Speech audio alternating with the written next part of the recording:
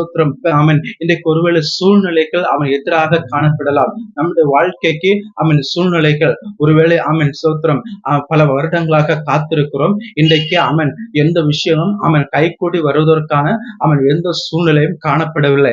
எல்லாம் ஆப்போசிட்டாக தான் காணப்படுகிறது. எல்லாம் எதிராகத்தான் காணப்படுகிறது.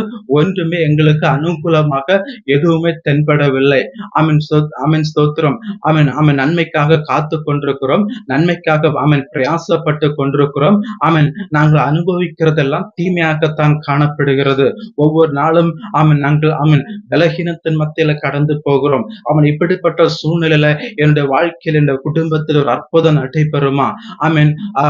இந்த சூழ்நிலையில இந்த பலகீனத்தின் மத்தியில நாளுக்கு நாள் இந்த சரீரம் கூட பலன் இழந்து போகிறது.